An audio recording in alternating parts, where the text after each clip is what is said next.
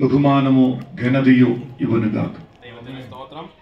దేవుని మహిమ కలుగునుగాక. ഞാനിപ്പോൾ മൈക്ക് ഉപയോഗിക്കാതെ പാസ്റ്റർ കൊടുത്തത് ഇപ്പൊ ഞാൻ പറയുന്നത് നിങ്ങൾ കേട്ടില്ലെങ്കിലും പാസ്റ്റർ കേട്ടാൽ മതി. പാസ്റ്റർ കേട്ടാൽ നിങ്ങൾക്ക് കേൾക്കാൻ పറ്റും. ఎందుకు నేను మౌతులు మాట్లాడలేదు? అయ్యగారు చెప్పిన మాట ఒకసారి మీ వినలేకుండా పర్లేదు, కానీ మీకు అర్థం అవుతుంది. అందుకే വിശേഷാൽ ഇവിടെ കടന്നു വന്നിരിക്കുന്ന എല്ലാവരും തന്നെ ദൈവത്തിന്റെ വേലയിൽ വളരെയധികം ഉപയോഗപ്പെടുന്നവരാണെന്ന് ദേവദാസൻ പറഞ്ഞറിഞ്ഞു. ఇక్కడ కూడి వచ్చిన ప్రతి ఒక్కరు దేవుని సేవలో పాల్పొందిన వారే, ప్రతి ఒక్కరు వారి కుటుంబం. അതുകൊണ്ട് തന്നെ ദൈവവേല ചെയ്യുന്നവർക്ക് ഒരു പ്രചോദനം കിട്ടുന്ന രീതിയിലുള്ള ഒരു ചെറിയ സന്ദേശം, വലിയ സന്ദേശമല്ല. കാരണം ചൂട് വളരെ കൂടുന്നുണ്ട്. 2 ദേവദാസന്മാരുണ്ട്. വളരെ കുറച്ച് സമയം കൊണ്ട് చెరియొരു കാര്യം മാത്രം నిങ്ങളുമായി షేర్ ചെയ്യാൻ ഞാൻ ఆగ్రహిക്കുന്നു. సేవకులకు ఉపయోగకరమైన ప్రయోజనకరమైన కొన్ని మాటలు చెప్పడానికి నేను కోరుచున్నాను. కానీ నాకంటే మంచి సేవ అనుభవం పరిచయం కలిగిన సేవకుడు ఉన్న వారికి సమయం ఇవ్వాలి. നമുക്കറിയാം ദൈവം നമ്മളിൽ നിന്ന് ആഗ്രഹിക്കുന്ന ഒരുപാട് കാര്യങ്ങളുണ്ട്. దేవుడు మనలో నుండి కోరుచున్న కొన్ని విషయాలు ఉన్నాయి. അതില് ഏറ്റവും പ്രധാനപ്പെട്ട ഒരു കാര്യമെന്ന് പറയുന്നത് നാം അനുസരണമുള്ളവരായിരിക്കണമെന്നതാണ്. അതിൽ చాలా ప్రాముఖ్యమైన విషయము మనం విధేయతలు ఉండాలి. പ്രത്യേകിച്ച് ഒരു ദൈവവേല ചെയ്യുന്ന ഒരു വ്യക്തികളിൽ നിന്ന് ദൈവത്തിന്റെ ആത്മാവ് ഏറ്റവും കൂടുതൽ ആഗ്രഹിക്കുന്ന കാര്യമാണ് അനുസരണം എന്ന് പറയുന്നത്. దేవుని సేవ చేసిన ప్రతి ఒక్కరి నుండి దేవుడు కోరుచున్న విషయము మనము విధేయతలు ఉండాలి. 1 ശമൂവേലിന്റെ പുസ്തകം 15-ാം അധ്യായം അതിന്റെ 22-ാമത്തെ വാക്യം ഒന്ന് వాയിക്കാം. 1 ശമൂവേలు 15వ అధ్యాయము 22వ వచనము. అందరూ అటు ఇటు తిరగకూడదు, అప్పుడు మా శుద్ధ. అందుకు సమూయేలు తాను సెలవిచ్చిన ఆజ్ఞను ఒకడు గైకొనిన వలన యెహోవా సంతోషించినట్లు ఒకడు దహన బలులను అర్పించుట వలన ఆయన సంతోషించిన. ఆలోచించుము, బలుడు అర్పించుట కంటే ఆజ్ఞను గైకొనుటయు పొటేల క్రొవ్వులు అర్పించుట కంటే మాట ఇరుటయు శ్రేష్టము.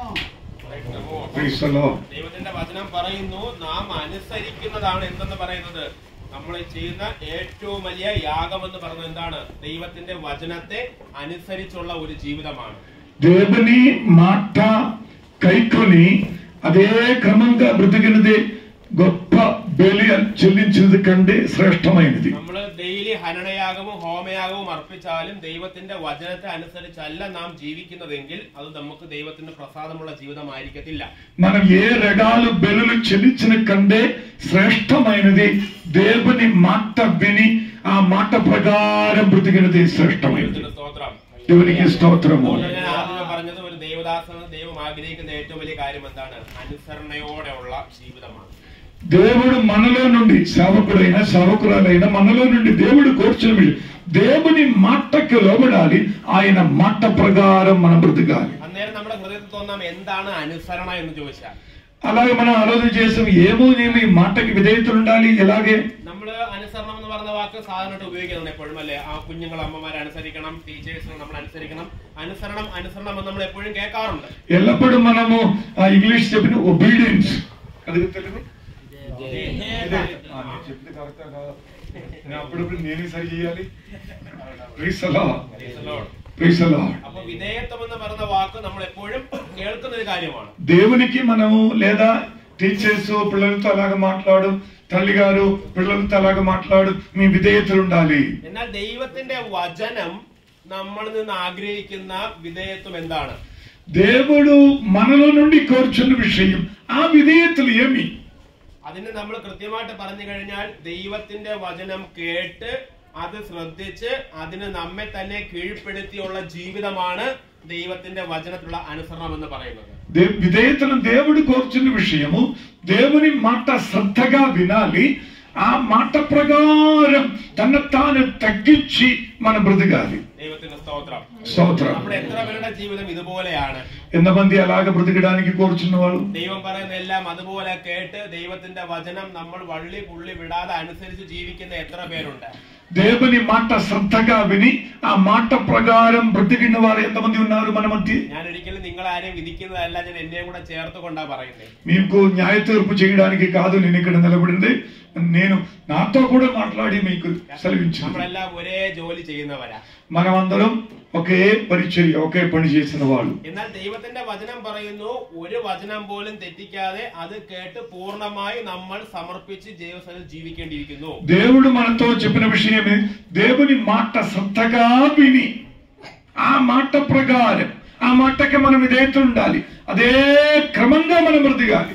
നമുക്കറിയാം, പുതിയ നിയമം ഇന്നലെ ഇവിടെ ഗ്രാജുവേറ്റ് ചേർന്ന് കൂടിയിരിപ്പുണ്ട്. പുതിയ നിയമം എഴുതപ്പെട്ടത് ഗ്രീക്ക് ഭാഷയിലാണ്. కొత్త నిబంధన రాయబడింది గ్రీకు భాషలో రాశారు.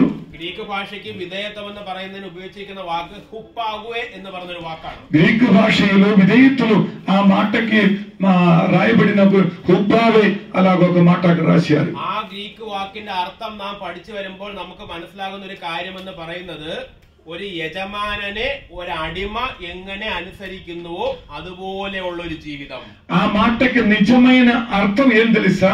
యజమానత్తుల్లో విధేయతలున్న ఒక బానిస, ఆ బానిస యజమాన మాట ఎలాగే విని ఆ యజమానికి లోబడి అది చేసిన అదే క్రమంగా. നമ്മൾ ബൈബിൾ പരിശോധിക്കുമ്പോൾ ఈ వాక్ పല സ്ഥലങ്ങളിൽ ഉപയോഗിച്ചിട്ടുള്ളത് നമുക്ക് കാണുവാൻ സാധിക്കും. గ్రీకు భాష మనము తెలిసిన వాళ్ళు ఈ మాట వెదిగిన పరిశుద్ధ గ్రంథములు ఎక్కువ స్థలములో రాయబడి ఉన్నది. ദൈവം നമ്മൾ ആഗ്രഹിക്കുന്ന അനുസരണം എന്താണെന്ന് ഒരു ഉദാഹരണം കേട്ടാൽ നിങ്ങൾക്ക് വ്യക്തമായി മനസ്സിലാകും. దేవుడు మనలో నుండి ఆ విధేయతలు దేవుడు ఎలాగే కోరుచును అదొక ఉదాహరణ నేను చెప్తా. മത്തായിയുടെ സുവിശേഷം 8-ാം അധ്യായം അതിന്റെ 27-ാം വാക്യം. మత్తయి సువార్త 8వ అధ్యాయము 27వ వచనము ഒന്ന് വായിക്കാമോ?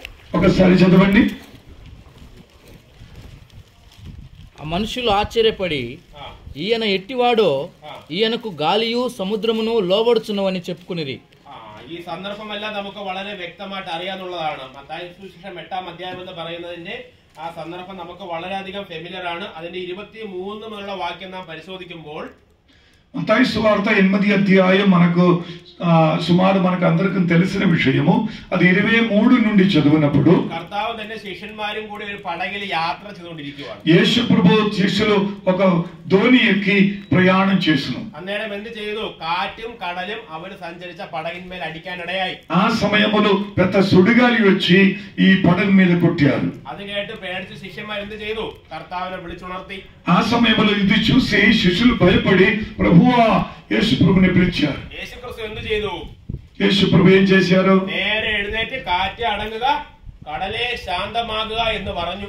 యేసు ప్రభు లేచి గాలితో ఆ సముద్ర తరంగముతో ఆగు అలాగ మాట్లాడారు. 27-ാമത്തെ വാക്യം നോക്കി, കാറ്റും కడലും കൂടെ അവനെ അനുസരിക്കുന്നുവല്ലോ എന്ന് പറഞ്ഞു. ఆ మాట వినినప్పుడు గాలియు సముద్రము ఆగిపోయింది. ദൈവത്തിന്റെ സ്തോത്രം. దేవుని మహిమ కలుగును గాక. കാറ്റും കടലും യേശുക്രിസ്തുവിനെ എങ്ങനെ അനുസരിച്ചോ അതുപോലെയുള്ള അനുസരണമാണ് ദൈവം നമ്മളെന്ന് ആഗ്രഹിക്കുന്നത്.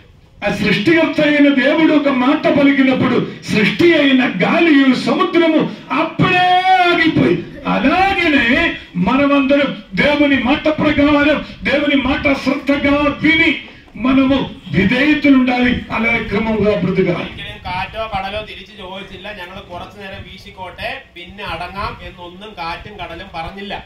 గాలియు సముద్రము యేసు ప్రభు ఆగు చెప్పినప్పుడు మీ కోపం తగ్గించి ఆగు చెప్పినప్పుడు సముద్రం ఏదని చెప్పారా? కొన్ని సమయం తర్వాత నేను చేస్తా చెప్పారా? చెప్పలేదు. അതുപോലെ ഒരു അനുസരണമാണ് దైవത്തിന്റെ దాసన్మారిൽ നിന്ന് దైవం ఆగ్రహించింది. అలాగే మనం ఉండాలి. దేవుడు మనతో ఒక మాట పలికినప్పుడు కొన్ని రోజు తర్వాత లేదా కొన్ని దినము తర్వాత ఏదని చేస్తాను కాదు, ఆ సముద్రం అప్పుడే ఆగిపోయి కోపం తగ్గిపోయి ఆగిపోయిన అదే క్రమంగా మనలో దేవుని మాటకి మన విధేయతలు ఉండాలి. ദൈവത്തിന്റെ സ്തോത്രം. దేవుని మహిమ కలిగిన గాక. 3 യോഹന്നാന്റെ ലേഖനം